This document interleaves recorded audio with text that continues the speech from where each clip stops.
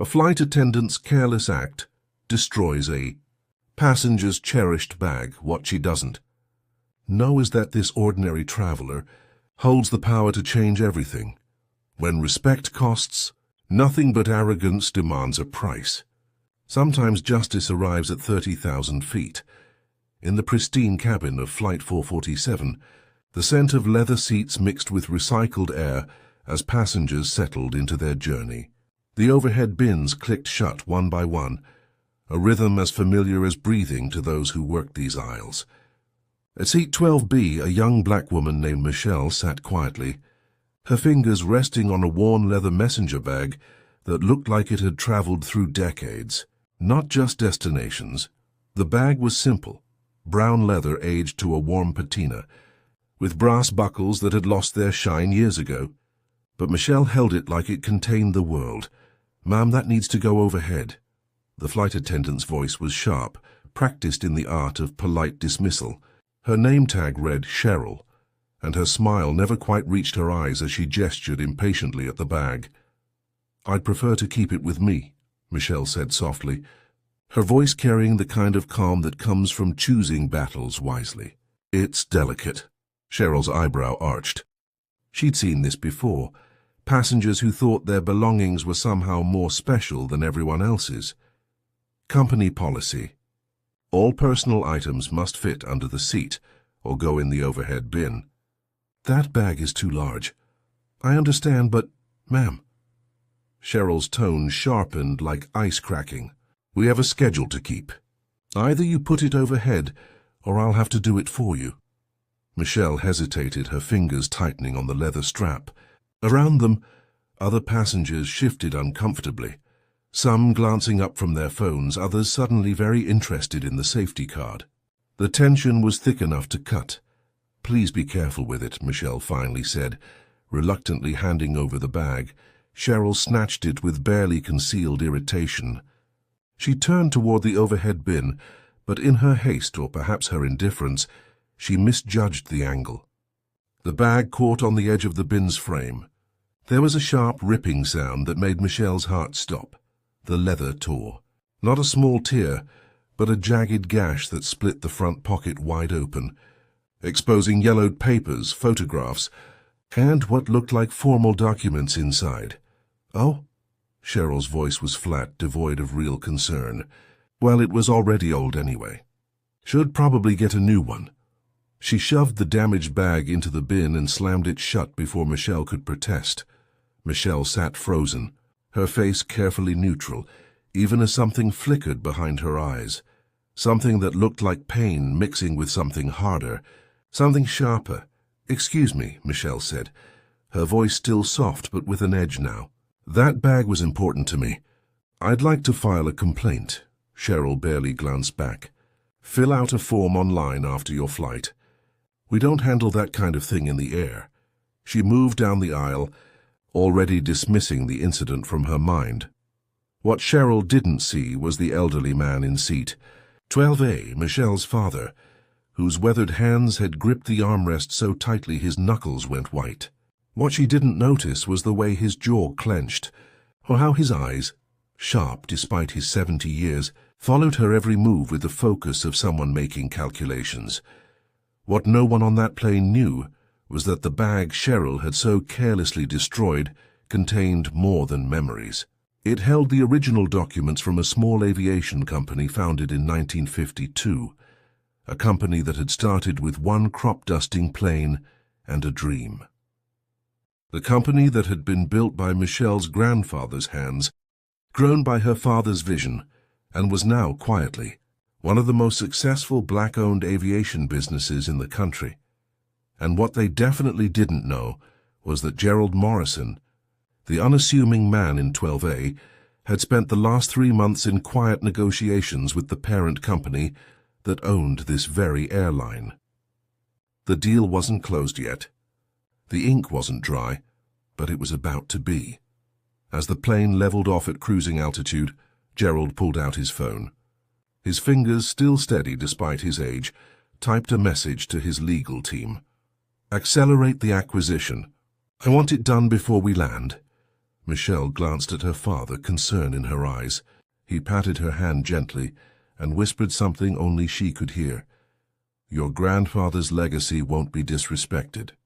Not today. Not ever. Because sometimes the people you underestimate are the ones who hold your future in their hands. And sometimes rudeness doesn't just cost you a tip, it costs you everything. Before we continue with what happened next, I need you to do something.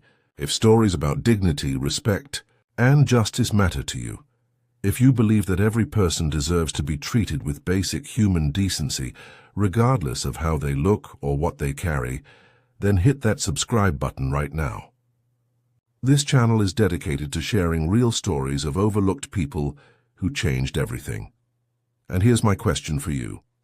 On a scale of 0 to 10, how often do you think people judge others based on appearance alone? Drop your number in the comments. I'm genuinely curious what you think. These stories need to be told. They need to be heard. And they need people like you to share them.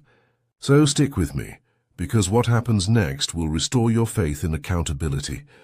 Now let's go back to that plane. Michelle Morrison had been flying since before she could walk. Her earliest memories weren't of playgrounds or birthday parties. They were of airplane hangars that smelled like motor oil and possibility, of her grandfather's rough hands guiding her small fingers along the smooth metal of airplane wings, teaching her to feel for imperfections. An airplane is like trust, he used to say, his voice rumbling like distant thunder, built rivet by rivet, inspected inch by inch. You can't fake it. You can't rush it. And you sure as hell can't disrespect it. Morrison Aviation had started small. One man, one plane, one promise to serve farmers who couldn't afford the big companies. But her grandfather had understood something that others hadn't. Respect wasn't about size or profit margins. It was about showing up, doing the work right, and treating everyone the same whether they owned 1,000 acres or 10. By the time Michelle was born, Morrison Aviation had grown. Not explosively, not recklessly, but steadily, the way her grandfather had built everything. They'd expanded from crop dusting to charter flights, from charter flights to a small fleet of regional aircraft, from regional aircraft to contracts with corporations who valued reliability over flash. Michelle had grown up in those hangars. While other kids learned their ABCs, she learned aircraft models. While they played with dolls, she sat in cockpits, her small hands on controls she wouldn't be able to reach for years.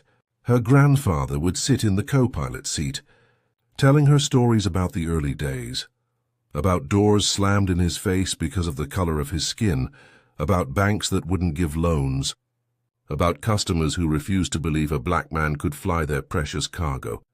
"But you know what I did, Michelle?" He'd ask, and she'd always answer the same way. "You flew anyway." "That's right. I flew anyway. And I flew better than all of them."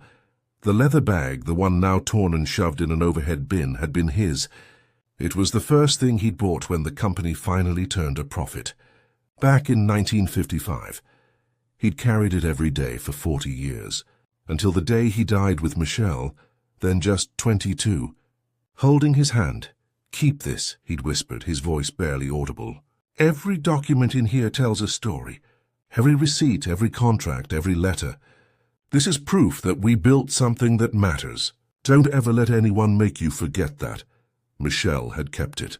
Through business school at Howard University, through her MBA, through the years of working alongside her father, as Morrison Aviation quietly became one of the most respected names in black business circles. She'd carried it to meetings with investors, who were surprised to see a young black woman leading negotiations. She'd carried it to industry conferences where people assumed she was someone's assistant, and she'd learned to move through the world the way her grandfather had taught her, with quiet dignity, with excellence that spoke louder than words, with a kind of grace that refused to be diminished, but that grace had limits. Now at 32, Michelle was more than just her father's daughter or her grandfather's legacy. She was the executive vice president of Morrison Aviation, overseeing a company worth $340 million.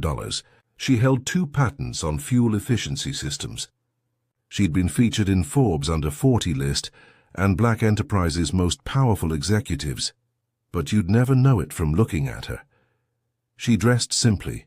Today, jeans and a simple blazer, her natural hair pulled back in a low bun. She flew commercial when she could have taken one of the company planes. She carried her grandfather's old bag when she could have carried designer leather. Because respect, she'd learned, wasn't about what you displayed. It was about what you earned.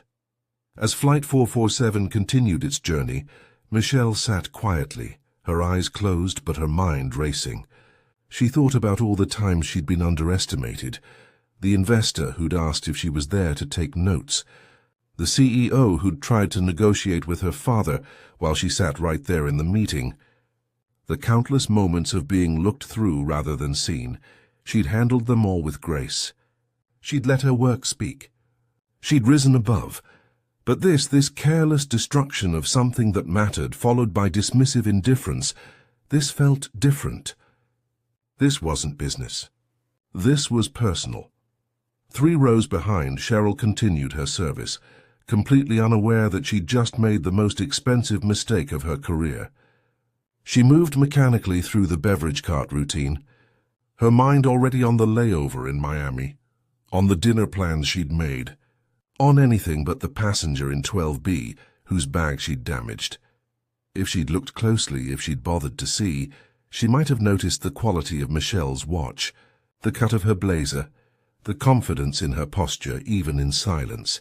She might have noticed the elderly man beside her, whose calm presence carried the weight of someone who'd built empires.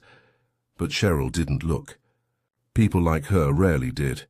In seat 12A, Gerald Morrison pulled out a tablet from his carry-on. On the screen was a contract, 288 pages of legal documentation outlining the acquisition of Skyward Regional Airlines and all its subsidiaries, including, notably, the small commuter airline they were currently flying on. The deal had been in negotiation for 3 months. It was a good deal, fair market value, decent terms, a retirement package for the current owners who'd run the company into the ground with poor management and declining service standards. Gerald had been planning to take his time, to finish due diligence, to close it by the end of the quarter. But plans change. He looked at his daughter, at the careful way she kept her expression neutral, even though he could see the hurt in her eyes. He thought about his father, Michelle's grandfather, who taught them both that dignity wasn't something you begged for. It was something you claimed, and sometimes claiming dignity meant having the power to ensure it could never be taken away again. Gerald opened his email and began to type.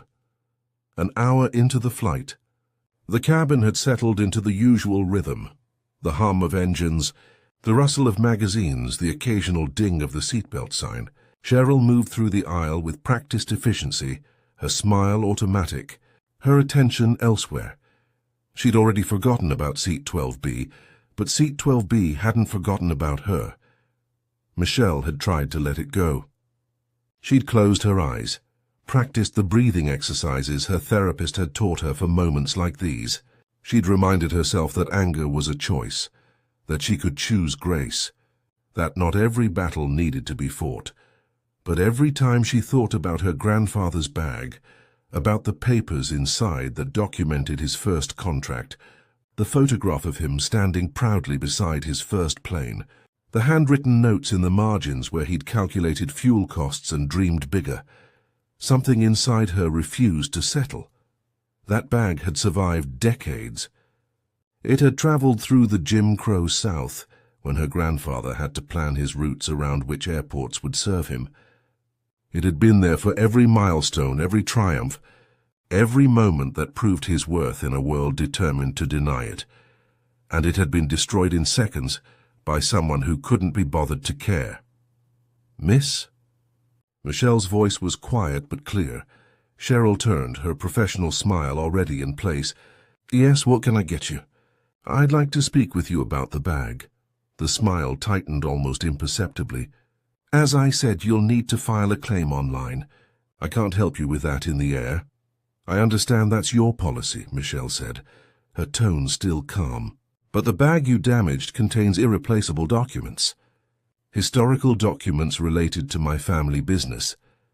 I'm asking you, as a courtesy, to at least acknowledge what happened and provide me with information about how to proceed with a formal complaint." Cheryl's eyes flicked to the passengers around them, suddenly aware of the attention. Her voice dropped, but the edge remained. "Ma'am, I don't know what you expect me to do. The bag was old. These things happen. If it was so valuable, maybe you shouldn't have been traveling with it." The words hung in the air like smoke. Around them, passengers shifted uncomfortably.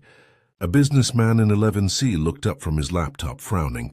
A mother across the aisle put her hand on her daughter's arm, watching. Michelle felt her father tense beside her. She put a gentle hand on his arm, a silent message. "I've got this." "I see," Michelle said softly. "So your position is that I'm responsible for the damage you caused because I chose to travel with something that mattered to me." "I'm saying," Cheryl's voice had lost all pretense of politeness now, "that we handle hundreds of bags every day. We can't be expected to treat every passenger's old luggage like it's precious cargo. There are policies for a reason." "And there are reasons for policies," Michelle replied, her voice steady. "The reason is supposed to be respect, care, acknowledgement that the people you serve are human beings whose belongings matter." Cheryl's face flushed. She was used to compliance, to passengers who might grumble, but ultimately accepted whatever treatment they received. This quiet resistance, this calm insistence on being heard, threw her off balance. "Look," Cheryl said, her tone hardening, "I don't have time for this. If you have a complaint, file it through the proper channels. But right now I have 180 other passengers to serve, and I can't spend my entire flight dealing with one damaged bag." She turned to walk away. I wasn't finished speaking. Michelle's voice hadn't risen, but something in it made Cheryl stop. Not the volume, the weight. Cheryl turned back, and for the first time, she really looked at the woman in 12B. Really saw the way Michelle held herself, the quiet authority in her posture. The intelligence in her eyes that suggested this wasn't someone accustomed to being dismissed, but years of habit, years of deciding who mattered and who didn't, based on split-second judgments won out. "Ma'am," Cheryl said, her voice dripping with condescension, "I understand you're upset, but making a scene isn't going to change anything. Now I'm going to ask you nicely one more time to drop this until after we land. And I'm going to ask you one more time," Michelle said, "to show me the basic respect of acknowledging that you damaged something important and providing me with the proper procedure to address it." The standoff was silent but electric. Other passengers were fully watching now, some with phones subtly angled toward the confrontation. Cheryl made her decision. "The wrong one. Fine, you want a procedure? Here's the procedure. Take a picture of your damaged bag when we land, go to our website, fill out Form 27B under baggage claims, and wait 6 to 8 weeks for a response. They'll probably offer you $50 for a replacement if you're lucky. Now, is there anything else I can help you with, or can I actually do my job?" The businessman in 11C muttered something that sounded like unbelievable. The mother across the aisle shook her head, and Gerald Morrison, who had been silent through all of this, who had let his daughter handle it her way, who had promised himself he'd let her fight her own battles, finally spoke. "Yes," he said, his voice quiet, but carrying that same weight that Michelle's had. "Actually, there is something else." Cheryl turned to him, her patience clearly exhausted. "Sir, you can tell me your full name and employee number. For the record." Cheryl's laugh was sharp. Gerald smiled. It wasn't a warm smile. "The one I'm keeping. See, my daughter here is trying to handle this the way she was raised. With grace, with patience, with an assumption of good faith. But me," he leaned forward slightly, "I'm old. I'm tired. And I stopped pretending years ago that people who don't respect you will suddenly learn to if you just ask nicely enough. Sir, I don't know what you think." Cheryl Anderson. "Employee number 47832. The voice came from behind them. They all turned to see another flight attendant. younger with kind eyes and a name tag that read Linda, standing in the aisle. She looked at Cheryl with something like pity. "Your number's on your badge," she said quietly. Then to Gerald and Michelle, "I apologize for what happened. This isn't how we're supposed to treat passengers." "Any passengers?" Cheryl's face had gone from red to pale. "Linda, stay out of this." But Linda was already pulling out a tablet. "I'm filing an incident report. It's required when a passenger experiences property damage and service failure." She looked at Michelle. "I'll make sure you get the proper documentation, and I'm truly sorry." "Thank you," Michelle said softly. Cheryl opened her mouth to protest, but Linda's expression stopped her. There was something in it, not defiance exactly, but a quiet refusal to be complicit in something wrong. Without another word, Cheryl turned and stalked toward the galley, her professional composure cracking with every step. Gerald squeezed Michelle's hand. She squeezed back. They had 2 hours until landing. 2 hours for Gerald's legal team to finalize what he'd set in motion. 2 hours for everything to change. That night, 5 years ago, Michelle had been in her apartment in Chicago when her father called. It was 2 a.m., never a good sign. "Your grandfather's in the hospital," Gerald had said, his voice tight in a way Michelle had never heard before. "They're saying it's his heart. You should come." She'd made it to Atlanta by dawn. Found her father sitting beside the hospital bed, holding her grandfather's hand, both of them silent in that way men get when words have run out. Franklin Morrison, 93 years old, still sharp as a razor despite the failing body, had opened his eyes when Michelle walked in. The smile he gave her was weak but genuine. "There's my girl," he'd whispered. "My brilliant girl." She'd sat on the other side of the bed, taking his other hand. His skin felt like paper, but his grip was still strong. They'd talked for hours, about the business, about the legacy, about all the things he'd built from nothing but will and determination. And then, as the sun climbed higher outside the hospital window, he'd asked Gerald to bring him something from home. "The brown bag," he'd said. "The leather one." "Bring it." Gerald had looked confused. The bag was worn out, held together more by habit than structural integrity at that point. But he'd brought it. Franklin had asked them to open it, to spread the contents on the hospital bed. Papers, documents, photographs. The entire history of Morrison Aviation laid out like a map of someone's life.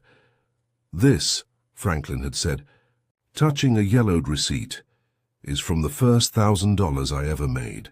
Flew crop dusting for 12 hours straight. Came home with barely enough to cover fuel costs, but I was in business. I was flying." He'd moved to a photograph, a young black man standing beside a small plane, his smile bright enough to light up the faded picture. "This was the day I bought my second plane. The bank said no. Every bank said no. So I found 10 people in the community who believed in me, borrowed $100 from each, and bought it cash. Paid them all back within a year with interest. There was a letter from a farmer, thanking Franklin for saving his crop, a contract from their first corporate client, a newspaper clipping from when they'd won a regional safety award, one of the first black-owned companies to ever receive it.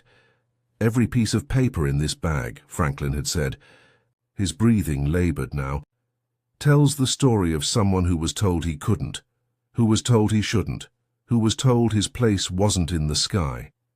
He'd looked at Michelle then, his eyes fierce despite everything. "And you know what all these papers really say? They say he flew anyway.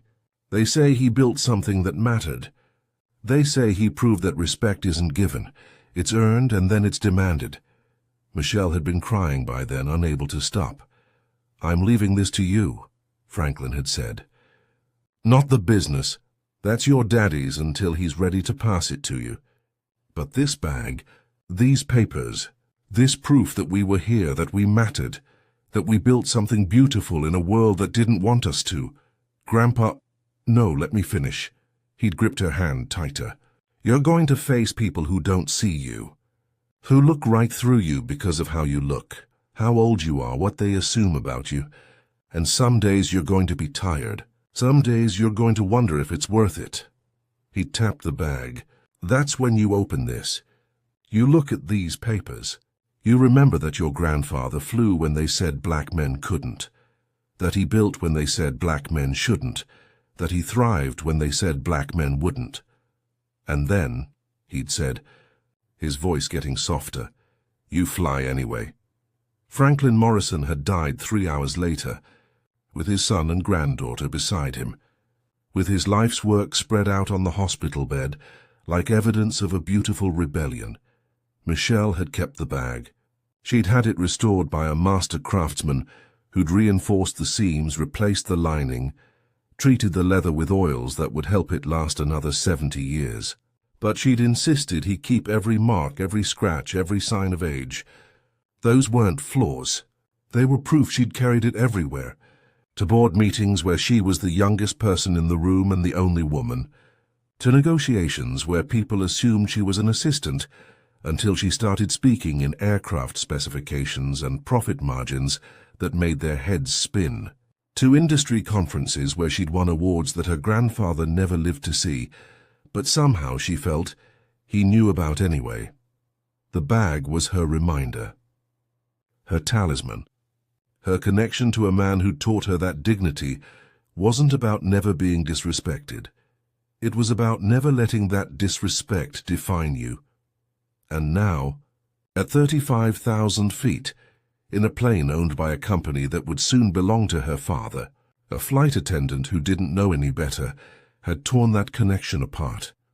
Michelle looked out the window at the clouds below. She thought about her grandfather's words. Respect isn't given, it's earned and then it's demanded. She'd spent her whole life earning it. Being excellent, being patient, being graceful in the face of disrespect. But maybe, she thought, maybe there came a time when earning wasn't enough. When grace had to make room for accountability. When respect had to be demanded, not just demonstrated. Beside her, her father was on his phone, his fingers moving with purpose. She didn't ask what he was doing. She already knew. Because Gerald Morrison had learned from Franklin Morrison, and they'd both learned the same lesson. Sometimes the people who refuse to see you need to have their vision corrected. And sometimes the only way to do that is to make sure they can never look away again. The plane began its descent toward Miami. The legal documents, finalizing the acquisition, would be ready before they landed. And Cheryl Anderson, who'd dismissed one too many passengers, who'd made one too many assumptions, who'd broken something precious because she couldn't be bothered to care, was about to learn a very expensive lesson about consequences. The wheels touched down in Miami at 4:47 p.m. The cabin erupted in the usual scattered applause that some passengers insisted on giving, as if the pilots needed encouragement for doing their job. Michelle remained still, her hands folded in her lap, waiting. Cheryl's voice came over the intercom, saccharine and professional. "Ladies and gentlemen, welcome to Miami International Airport. Please remain seated with your seatbelts fastened until the captain has turned off the fasten seatbelt sign." As the plane taxied to the gate, Gerald's phone buzzed. He glanced at it, read the message and smiled. A real smile this time, tinged with something that she turned to him, searching his face. "Dad, don't dad me. Your grandfather would have done the same thing. Actually, he'd have probably done it 30 minutes into the flight." He squeezed her hand. "Some people learn from grace. Other people only learn from consequences.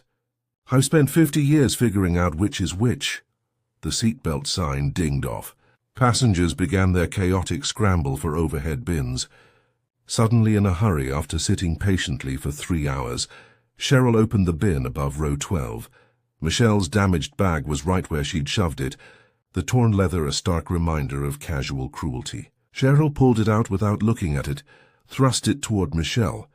"Here," she said, already turning away. "Wait." Michelle's voice stopped her. "I need your name. Your full name and employee number." "For the complaint," Cheryl's eyes flashed. Around them, passengers slowed their exit, sensing drama. Some had their phones out now, no longer subtle about it. I already told you, Cheryl Anderson. File it online. She started to turn again. Actually, came a new voice. She won't need to, everyone turned. Standing in the aisle was a man in his 50s, tall and imposing, wearing a well-cut suit and carrying an air of authority that made even the most rushed passengers pause. His name tag identified him as Marcus Chen, Regional Operations Manager. Behind him stood 2 more people in airline uniforms, one woman with a tablet, one man with a badge that read Security. Cheryl's face went pale. "Mr. Chen, I didn't know you were on the flight," clearly. His voice was dry.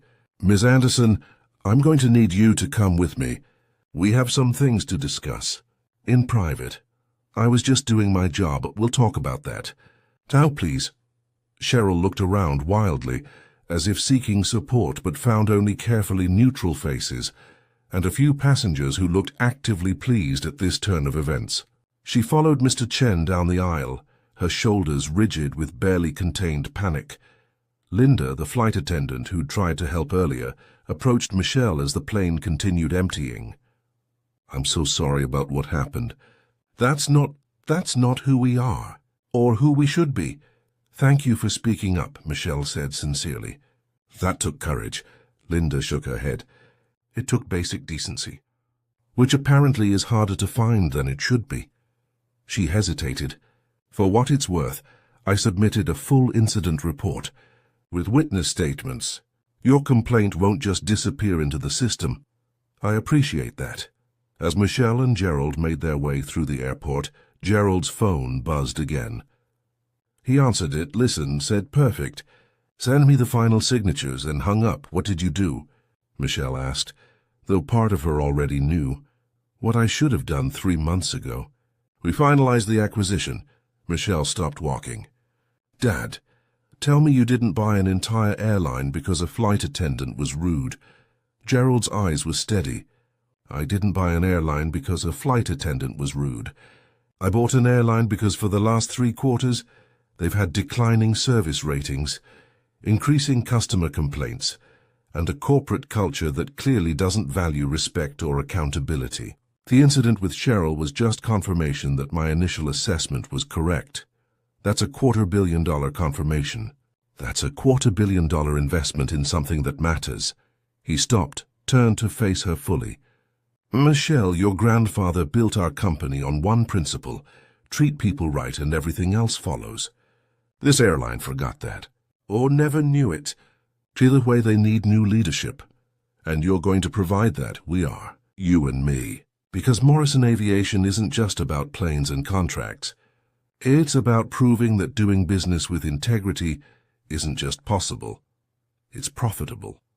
Michelle looked down at the torn bag in her hands, at the papers visible through the gash, her grandfather's handwriting, his receipts, his proof that dignity and success weren't opposites but partners. "He'd have loved this," she said softly. "He'd have done this," Gerald corrected.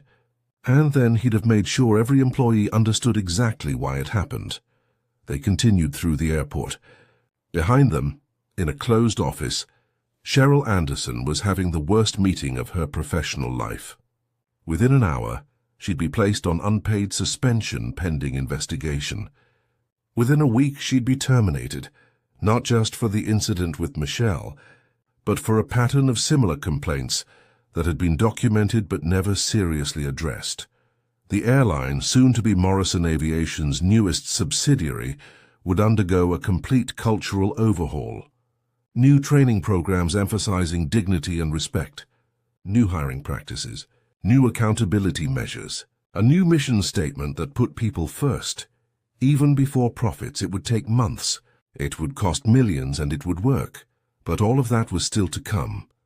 For now, Michelle and Gerald walked through Miami International Airport, like any other travelers, carrying luggage and stories and a legacy that refused to be diminished. Michelle stopped at a quiet corner near their connecting gate. Carefully, reverently, she opened the damaged bag and pulled out its contents. She spread them on an empty seat. Her grandfather's papers, his photographs, his proof of a life well lived. She took pictures of each one with her phone. Not because she might lose them, but because some things were too important to keep in only one place. Then gently, she packed them back into the torn bag. "I'll have it repaired again," she said. Or, Gerald suggested, "You could keep it like this, as a reminder." "Of what?" "That some damage shows where we've been, and some damage reminds us where we're going." Michelle considered this, running her fingers over the torn leather. Then she smiled, a real smile, sad and proud at once. "Grandpa would like that," she said, "and somehow Franklin Morrison, who'd flown when they said he couldn't, built when they said he shouldn't, and thrived when they said he wouldn't, smiled too." The call came 3 days later. Michelle was in her office at Morrison Aviation headquarters in Atlanta, reviewing fuel efficiency reports when her assistant knocked softly. "Ms. Morrison, there's someone here from Skyward Regional Airlines. They're asking to speak with you and your father. They seem urgent." Michelle and Gerald met them in the main conference room, 3 people all looking varying degrees of uncomfortable. Sarah Phillips, CEO of Skyward, Marcus Chen, the regional manager from the flight, and their head of legal, a nervous-looking man named Jeffrey Williams. Sarah spoke first.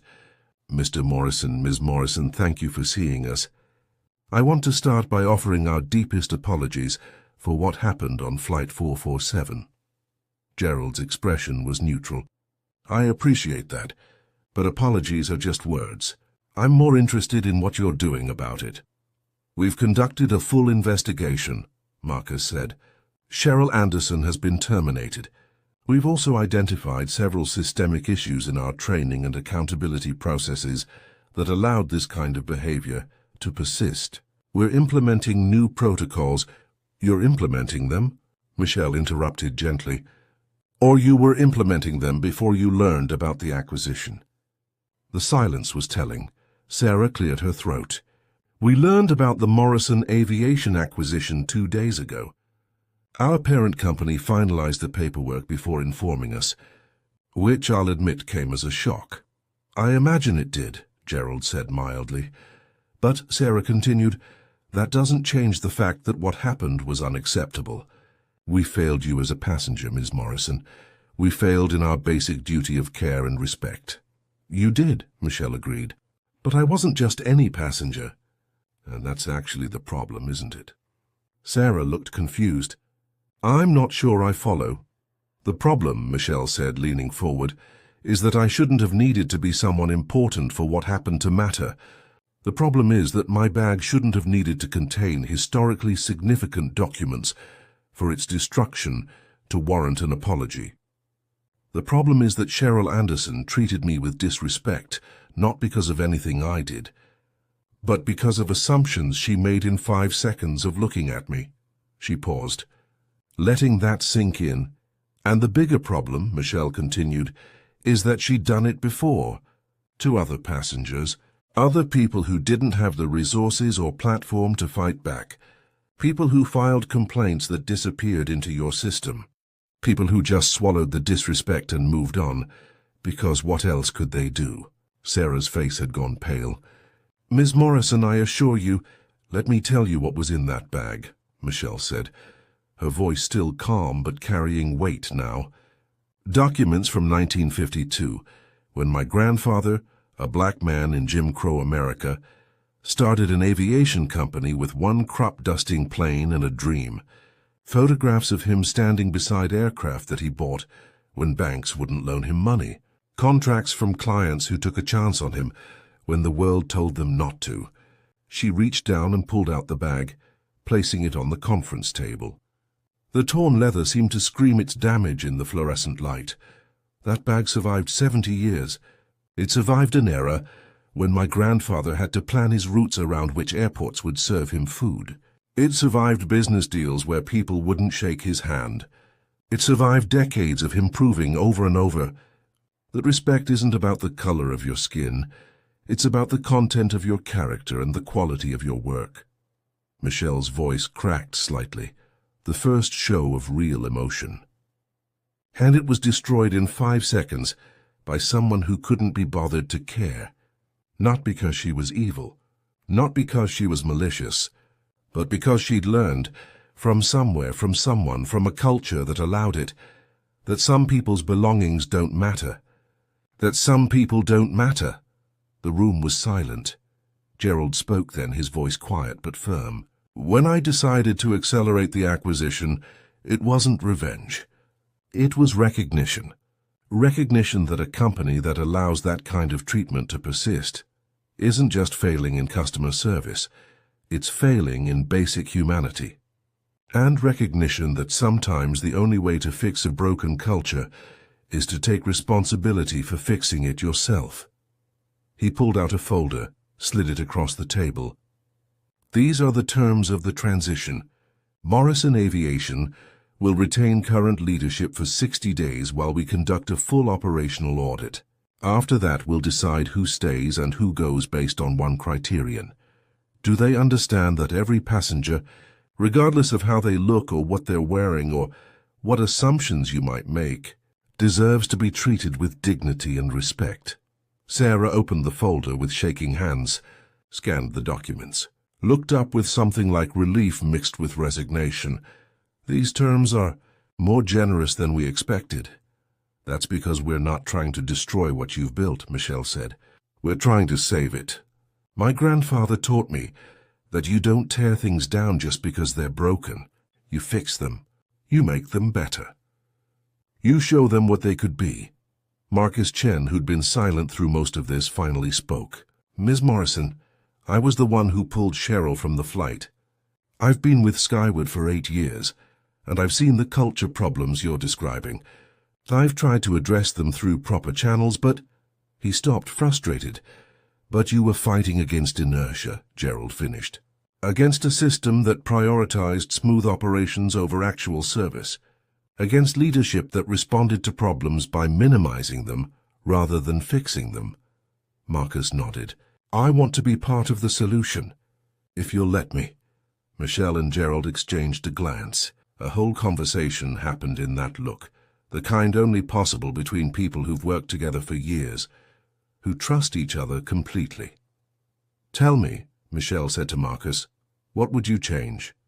If you had complete authority, if you could rebuild this airline's culture from the ground up, what would you do? For the next 40 minutes, Marcus talked about retraining programs that emphasized empathy, not just efficiency, about hiring practices that valued emotional intelligence as much as technical skills, about accountability systems that took passenger complaints seriously, about leadership that modeled respect from the top down. Sarah and Jeffrey listened, their expressions shifting from defensive to thoughtful to, finally, something like hopeful. When Marcus finished, Gerald smiled. You just outlined exactly what we're planning to do.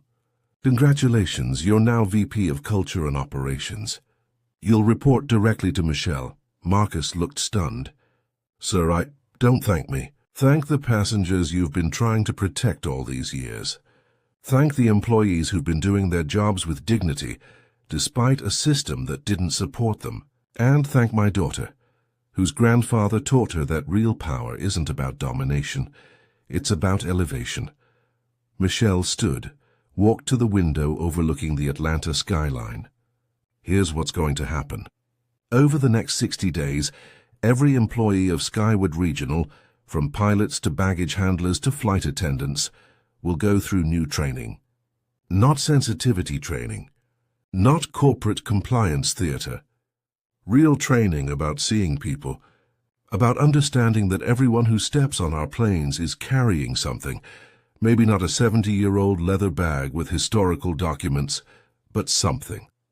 Worries about a sick parent, excitement about a new job, grief about a loss, hope for a reunion. She turned back to face them. And our job, all of our jobs, is to honor that, to recognize that we're not just moving people from point A to point B. We're participating in their stories, and we can make those stories better or worse based on how we treat them. Sarah was nodding now, her eyes bright. This is what I wanted when I took this job 5 years ago.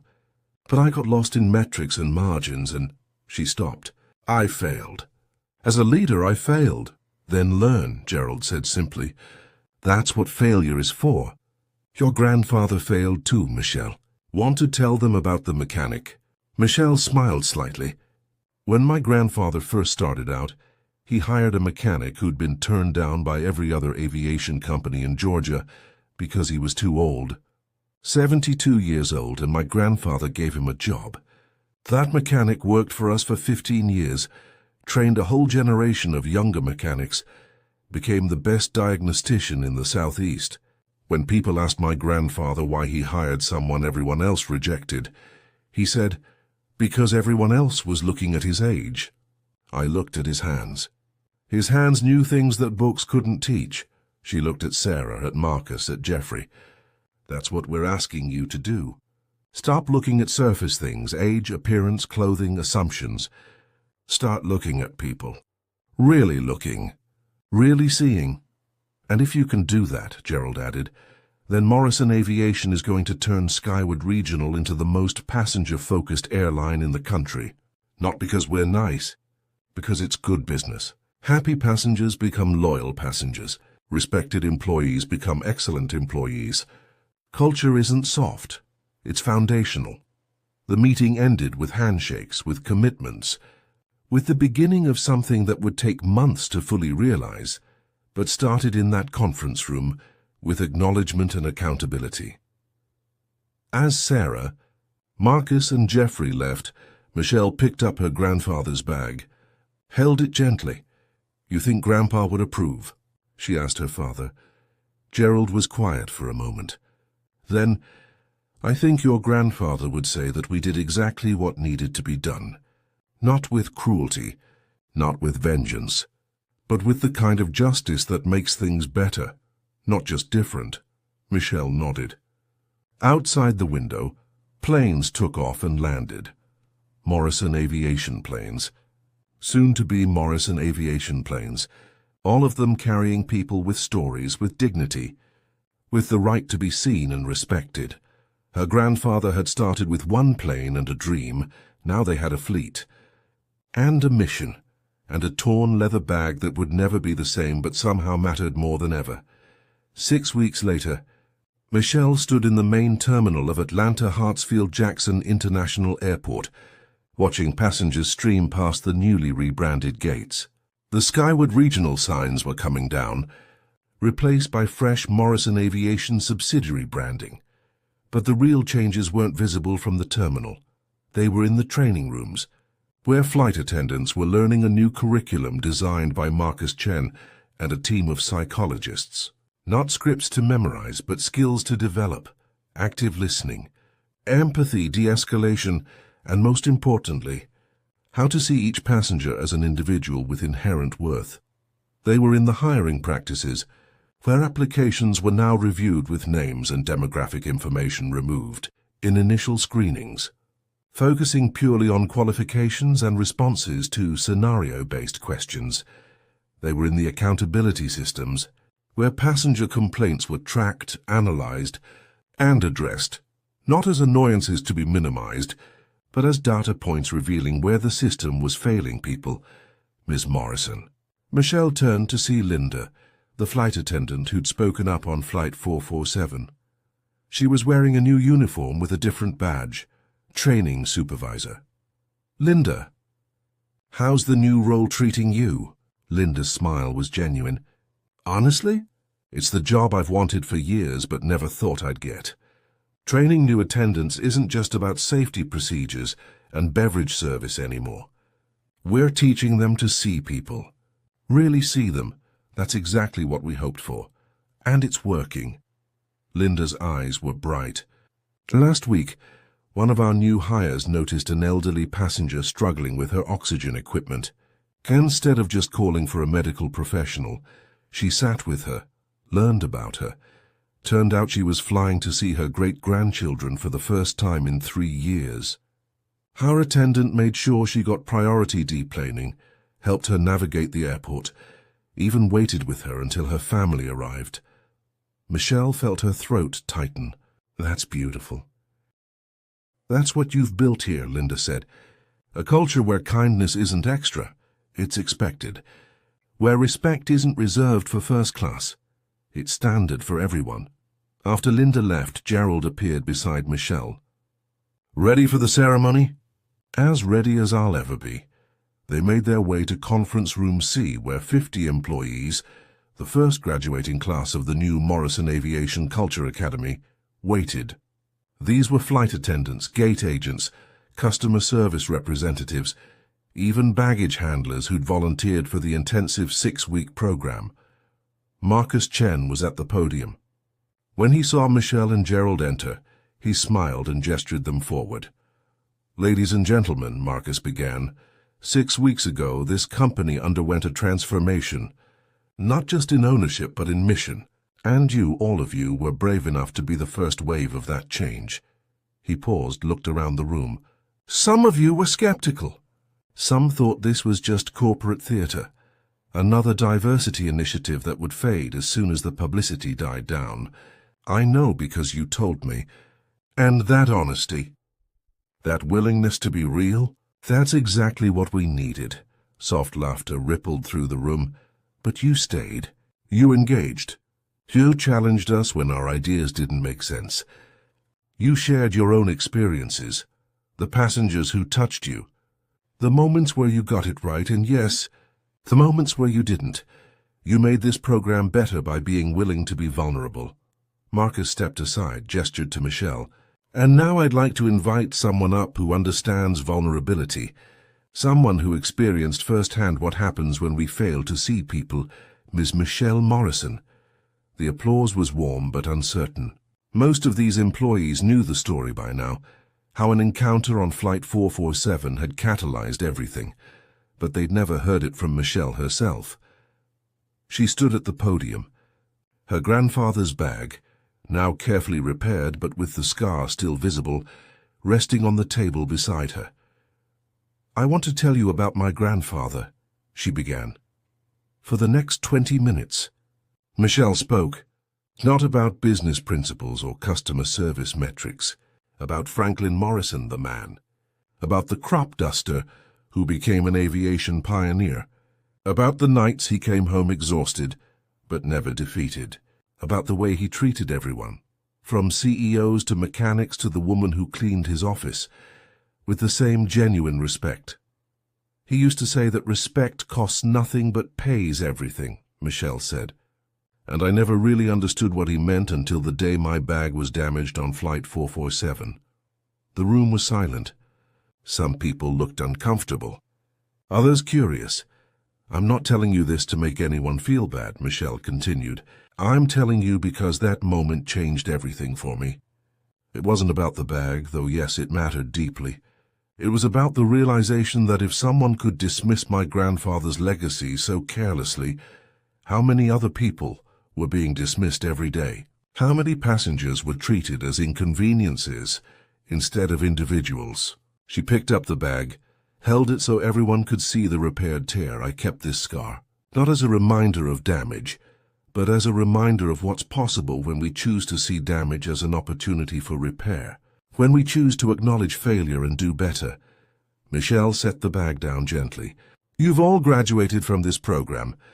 You've learned new skills, new perspectives.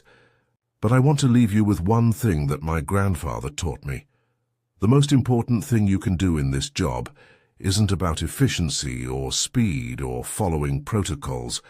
It's about seeing the person in front of you and asking yourself, how can I honor their humanity right now? Maybe that's a smile when they're stressed. Maybe it's patience when they're confused. Maybe it's just acknowledging their existence instead of looking through them like they're invisible. Because I promise you, everyone wants to be seen. Everyone wants to matter. And you have the power to make that happen. 30,000 feet in the air, one interaction at a time." The applause started slowly, then built. People were standing now, and Michelle saw tears on some faces. As the ceremony ended and people filed out, several employees approached her. A young flight attendant named Kristen said, "My mom was a hotel housekeeper for 30 years. People walked past her like she was furniture. I watched it my whole childhood. This job, it's my chance to be different, to make sure nobody feels invisible on my watch." An older gate agent named Harold said, "I've been in this industry for 25 years. I'd gotten cynical. I'd forgotten why I started, because I loved helping people travel, connecting them to the people and places they loved. You've reminded me. Thank you. One by one they shared their stories, and Michelle listened, really listened, the way her grandfather had taught her. Later that evening, Michelle and Gerald stood in the empty terminal, watching the last flights depart. The board wants you to keynote the national conference next month, Gerald said. Talk about the transformation. Share the model with other airlines. Michelle nodded slowly. Only if I can bring some of the graduates. The employees. They're the ones doing the real work. Already planned for it, Gerald smiled. You know your grandfather would have loved seeing this. Not just the growth of the company, but what we're doing with it. Using business as a force for dignity. He's seeing it, Michelle said softly. Somehow I think he's seeing all of it. They stood in comfortable silence, watching planes taxi down runways, carrying people to reunions and adventures and new beginnings. Somewhere in the sky, on a Morrison aviation flight, a passenger was being seen. Really seen, their humanity honored, their story respected. And that, Michelle thought, was exactly what her grandfather had been flying toward all along. Not just profits or prestige, but proof that how we treat people matters, that dignity isn't negotiable, that respect indeed costs nothing but pays everything. 3 months after the acquisition, Michelle Morrison sat in her office, reviewing quarterly reports. The numbers told a story that would have made her grandfather proud. Customer satisfaction scores, up 47%, employee retention, up 62%, passenger complaints, down 73%. But the number that mattered most wasn't on any spreadsheet. It was the message in her inbox from a passenger named Dorothy Chen, an 82-year-old woman who'd flown Morrison Aviation last week. Dear Ms. Morrison, I'm writing to tell you about your flight attendant, Linda Williams. When I struggled with my seatbelt, she didn't just fix it. She noticed my hands were shaking from Parkinson's. She spent 5 minutes talking to me about my grandchildren, made me feel like a person instead of a problem. I'm 82 years old. I've been invisible for a long time. Thank you for seeing me. Michelle read it twice, then forwarded it to Linda with a simple note. This is why we do what we do. Her grandfather's bag sat on the shelf behind her desk now, the repaired tear visible but healed. Inside it, she'd added new documents, the acquisition papers, the training program curriculum, letters from passengers whose flights had been transformed by employees who'd learned to see. The bag was still growing its story, just like the company, just like her. Gerald knocked on her door, poked his head in. The board's waiting. They want to discuss expansion. 3 more regional carriers interested in being acquired under the Morrison model. Michelle smiled, grabbed the bag out of habit, then paused. Maybe it was time to let it rest, to honor what it had been while building what came next. She left it on the shelf and followed her father to the boardroom, because that was the thing about legacy. It wasn't about carrying the past forever. It was about letting the past teach you, strengthen you, guide you toward building something better. Her grandfather had flown when they said he couldn't. Her father had built when they said he shouldn't. And now Michelle was transforming an entire industry, proving that dignity and profit weren't opposites. They were partners. Proving that respect, as her grandfather always said, costs nothing but pays everything. Proving that sometimes the people you underestimate are the ones who change your world. And proving, one flight at a time, that being seen, truly seen, is one of the most powerful gifts we can give each other. 30,000 feet in the air. On a Morrison aviation flight somewhere over America, a passenger pressed the call button. A flight attendant responded with a smile that reached her eyes, with patience that wasn't forced, with genuine care that said, "You matter." And that passenger felt seen, just like Michelle had wanted, just like her grandfather had